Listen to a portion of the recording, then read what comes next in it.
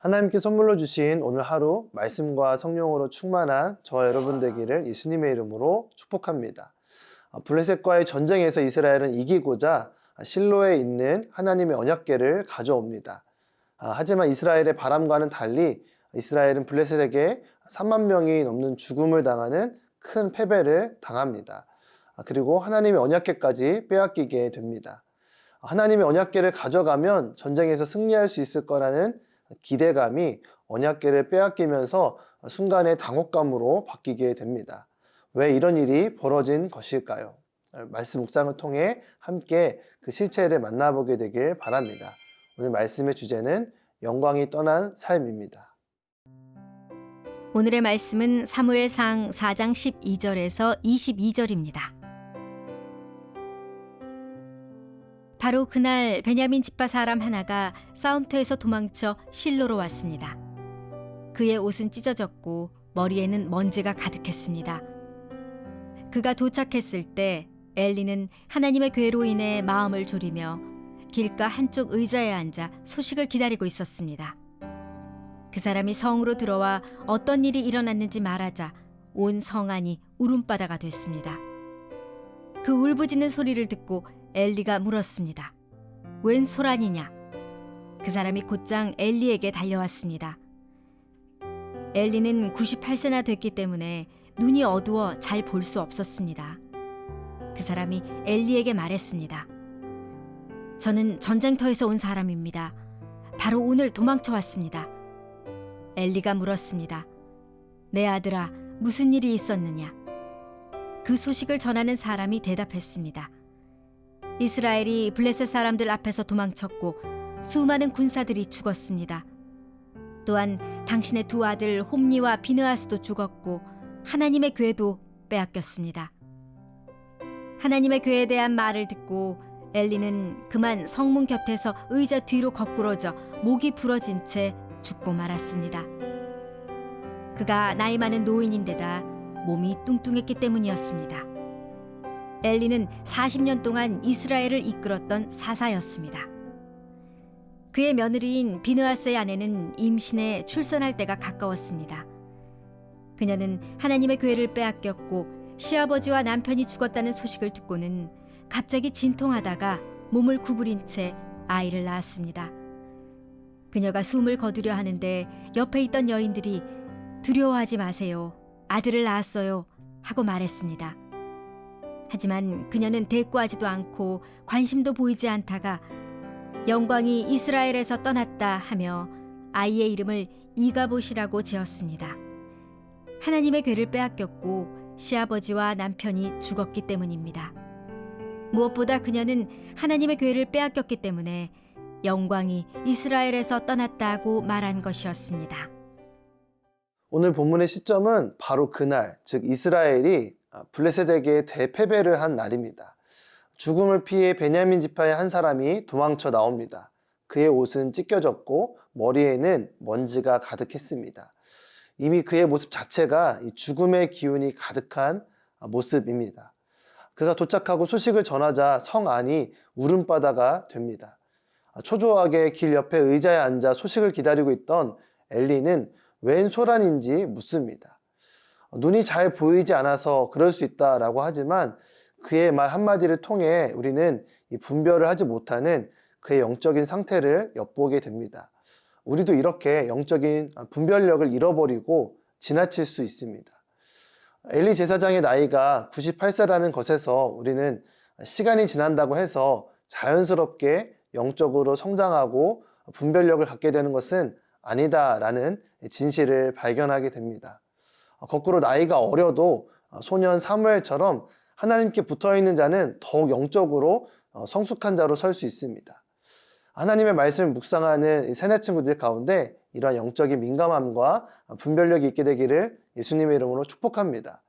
엘리에게 있었던 이러한 영적인 문제의 원인은 무엇일까요? 17절 말씀입니다. 그 소식을 전한 사람이 대답했습니다. 이스라엘이 블레셋 사람들 앞에서 도망쳤고 수많은 군사들이 죽었습니다. 또한 당신의 두 아들 홈니와 비느하스도 죽었고 하나님의 궤도 빼앗겼습니다. 이 전쟁터에서 도망쳐 나온 자는 언약궤를 들고 블레셋과의 싸움에 나갔던 사람들이 모두 도망쳤다라고 말합니다. 또한 나아가 엘리의 두 아들 홈니와 비느하스를 비롯해 수많은 사람들이 죽었고 전쟁에서 승리해 줄 거라고 믿었던 언약궤마저 빼앗겼다라고 이야기를 전합니다. 충격적인 소식을 들은 엘리 제사장은 그 자리에서 의자 뒤로 넘어져 목이 부러진 채 죽고 맙니다. 비극적인 엘리의 죽음은 사랑하는 자녀를 잃은 슬픔과 더불어 그가 가치 있고 소중하게 여겼던 언약궤를 빼앗긴 사건으로 인한 일이라는 사실을 알게 됩니다. 그런데 이것이 그냥 자신만의 신념에 빠져 있는 사람의 붕괴를 보여주는 장면이라고도 볼 수 있습니다. 왜 이렇게까지 비참한 결과가 나타나게 된 것일까요? 사무엘상 2장에서 하나님의 사람에게 들었던 말씀, 영적인 지도자로서 그의 자녀들을 온전히 인도하지 못하는 엘리에게 주셨던 경고의 말씀을 듣지 않아서입니다. 사무엘상 2장 34절 말씀 함께 보면 내 두 아들 홈니와 비느하스가 같은 날에 죽으리니 이것이 바로 내 말의 징조가 될 것이다. 엘리는 하나님의 말씀 10계명과 만나와 아론의 지팡이가 담긴 언약궤를 의지하고 믿었지만 정작 그 모든 것의 주인 되신 그곳에 임재하시는 하나님의 그 말씀에는 귀를 기울이지 않았습니다. 하나님이 사람이 전해준 경고의 말씀을 듣고도 돌이키지 않았습니다. 신앙은 내가 원하는 것을 얻기 위해 하나님에 대해 알고 하나님의 일을 하는 것이 아닙니다. 그것은 하나님과 상관없는 자신만의 신념입니다. 참된 신앙은 하나님의 뜻이 담긴 말씀을 듣고 그 말씀에 반응하고 돌이키며 또 그 말씀을 따라 순종하는 것입니다. 언약궤와 같은 자신만의 신념이나 경험이 아니라 하나님의 말씀에 귀 기울이고 반응하게 되길 바랍니다.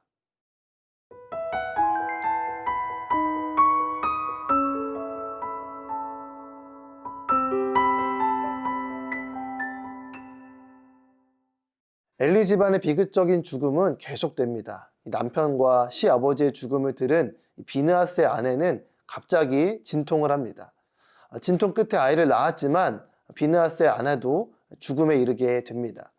그녀를 위로하고자 주변의 여인들이 아들을 낳았다는 소식을 전합니다. 하지만 그녀는 그 사실에 반응하지 않고 자녀의 이름을 지어주고 세상을 떠납니다.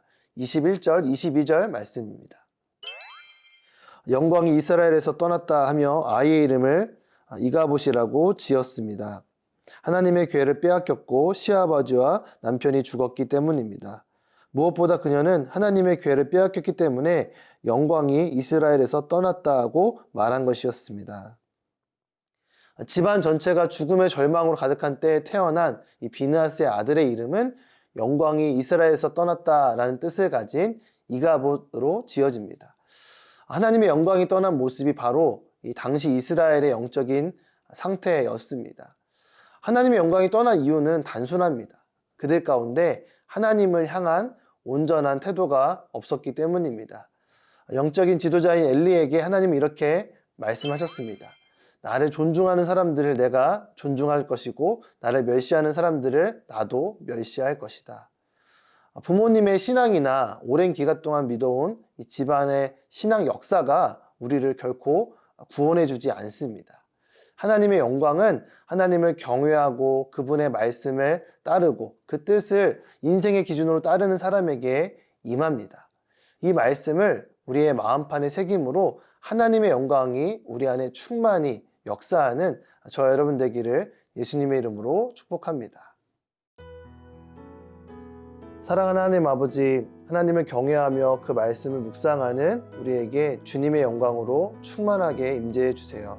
하나님의 영광으로 가득한 오늘 우리의 삶을 통해 우리의 가족들과 친구들에게 거룩한 사랑을 전하는 축복의 통로로 서게 해주세요. 예수님의 이름으로 기도드립니다. 아멘.